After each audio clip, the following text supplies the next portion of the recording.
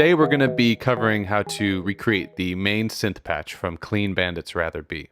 Now, this is in and of itself a pretty simple patch, but it's a great lesson on how to take something very simple and plain and make it interesting, which is important for a sort of a featured sound. In this track, it's by itself at one point, or it's just this in the vocal, so it needs to be interesting when you're using it as kind of a featured sound. And this is a great lesson on how to take something plain and make it interesting. Before we get to it, I just want to quickly tell you about Syntorial. Syntorial is video game-like training software that'll teach you how to program synth patches by ear.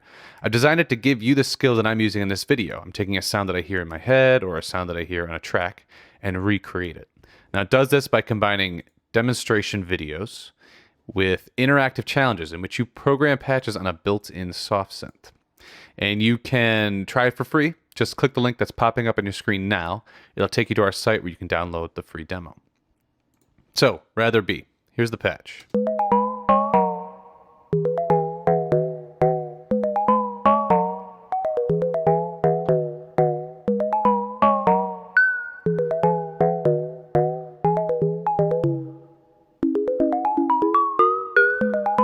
Simple, but it's really playable, and there's a lot of details in there that make it interesting. So first thing I'm going to do is just get rid of everything but the synth.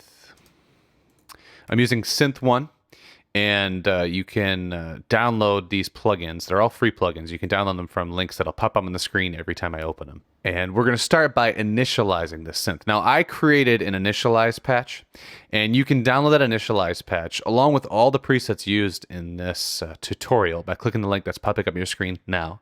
It'll take you to our tutorial page on Syntorial's site, and you can download all that stuff there, along with the MIDI file. So if you're curious on what the notes are here and how it's played, you can use the MIDI file to look at that in detail. So after you install the initialize patch, you can select it here, and now it sounds like this. Oh. Sorry, gotta go away from it. There we go.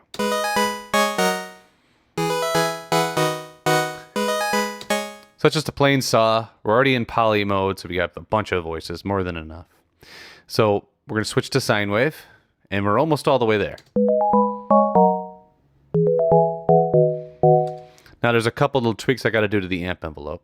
I want to take our sustain and set it to 0 because we want the sound to disappear, to cut off, no matter if we're holding a key or playing it short. Always want a short note for this one. So now we have this. It's a little too short, so I'm going to increase the decay and release just a tiny bit. You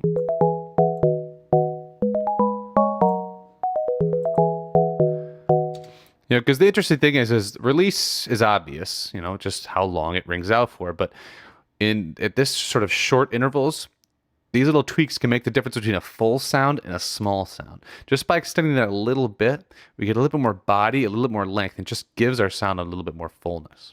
So here's our basic patch.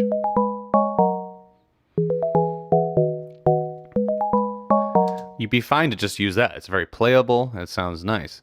But again, you want to make it interesting. This has to have something to it if it's going to be a featured patch. So they do a number of things here. The first one is they use an LFO to make it sound sort of slightly out of tune, sort of unstable. Almost like when you hear a record player, when there's a little glitch in the record and you hear everything like go down in pitch and back up. We want to give it that sort of unstable wobble.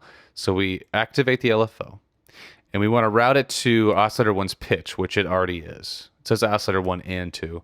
That's fine. We're not using 2. And then when you increase our amount just a little bit, if we overdo it, it's going to sound too crazy. Like, obviously, that's way too much. So we want to do something subtle. We want to be able to hear the pitch change, but we still want to hear the notes.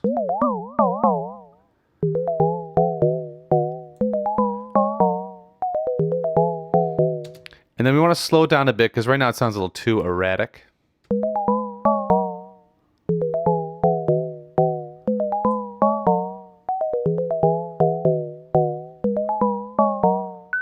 So now let's compare LFO off and on.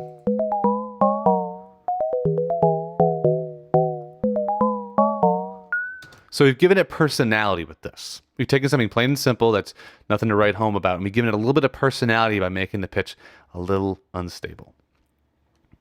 Next, we want to kind of give it some attitude. We want to add some variation to it, and we're going to use overdrive for that. Now, there's a lot of overdrive, distortion, wave shaping plugins, free ones out there. But the ones I currently were using, I didn't like. A lot of them give this sort of, along with the crunch, they also add this sort of trashy white noise onto it, which I never really liked. So I went searching again for one, and I found this one I really like called Tube Driver, made by Nicro Lab. And it gives you that nice warm distortion, that crunch, without adding that sort of papery trash onto it. So just by default, it kind of sounds nice.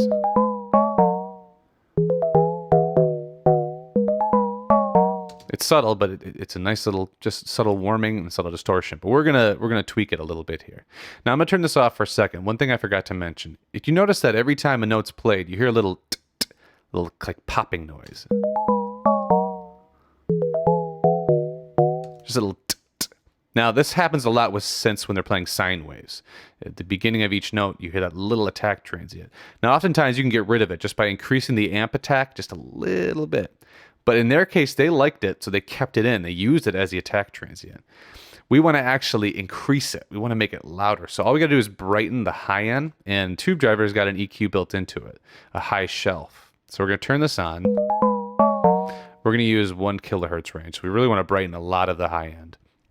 And listen to the popping sound as I turn this up.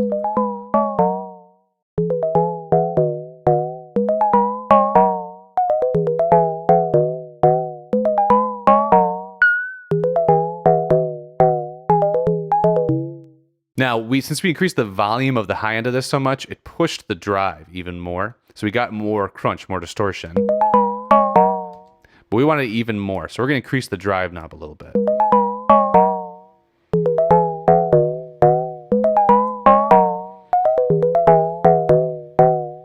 You can hear it especially with the chords. When you play more notes, the more signal you're pushing into the overdrive, so you're going to get a little more distortion.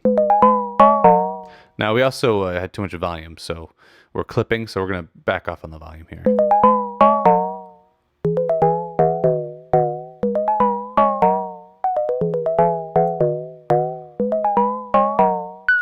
A lot of times when you add drive, you get increase in volume, so you can just compensate the volume knob. Now, last thing we have is this bias knob. Now, the best way to learn what this is doing is to test the extremes. In fact, if you're curious about what a knob or a button or whatever does, the best thing you can do to figure out what it's doing to your sound is always test the extremes. Turn it all the way up, turn it all the way down, and you'll hear the differences in what this thing's actually doing. So let's turn it all the way left.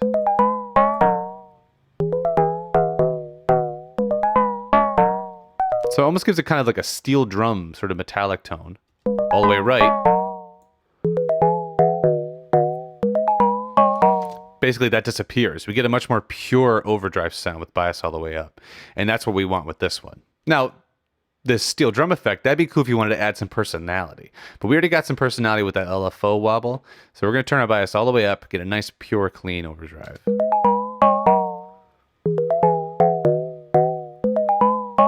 Without.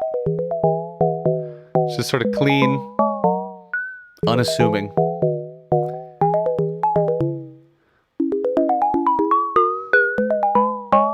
So this is nice. It brings it forward, makes it a little more aggressive, gets it some attitude. And now when you play chords, it's a little crunchy. Single notes, it's a little clean. So there's some variation in the sound. Next, we're going to take some of the bulk out of this. It's a little frumpy with the EQ. And you can use any EQ you want.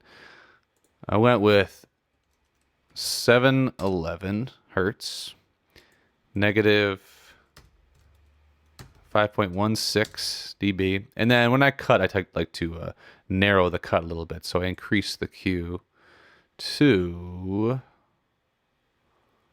about here. So let's compare off, on. So just removed some of that frump. Now that's an aesthetic choice, and for all I know, the mixing engineer could have done that because maybe it was interfering with the vocal, who knows. But I'm just trying to imitate that patch as much as possible, and I like it. We take out some of that frump, it cleans it up, it lightens it up a little bit, but it doesn't take away too much like body or bottom end. And then last, we want to give this patch some life, so we're going to use reverb for that. I'm going to use this free ambience plugin. And by default, the dry is all the way 0, so we're just getting wet. So let's bring our dry back to 100%. And we don't want it this wet. Oop. Right now it's extremely wet. So we're going to bring it down to about half for now. Later on, we're going to bring it down even further, but I'm going to leave it up here so you can hear what's going on.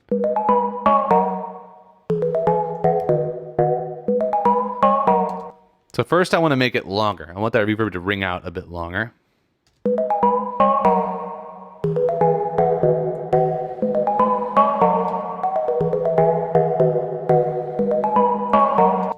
And then I want to shrink the room a little bit just to make just the overall size of the reverb a little bit smaller.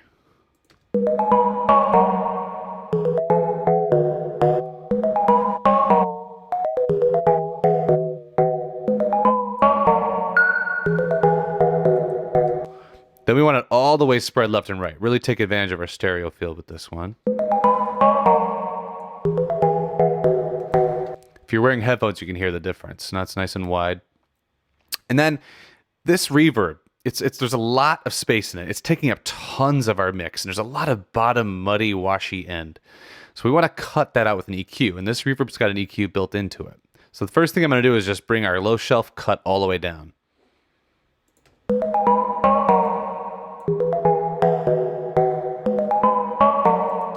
That helps, but we want to cut even more. So I'm going to increase the frequency so we're cutting more of the low end.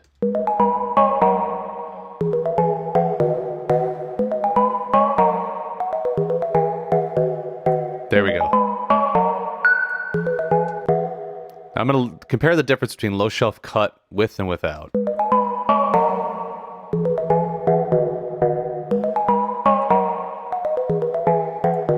That like low end is gone now. It's much more cleaner sounding, but we still get the nice big room around it. Now, we want this to be much more subtle, so we're going to bring our wet gain way down.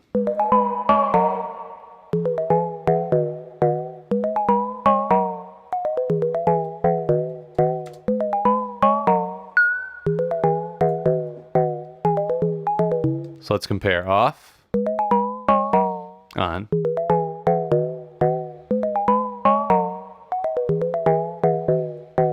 So it's subtle, but it brings it to life. You know, because since synths, particularly soft synths or any synths you're plugging directly in, there's no room around them. There's no size around them. They're like these very sterile sounds. When you add a little bit of reverb, even if it's just a tiny bit like this, or delay, it suddenly puts space around it and adds life to it.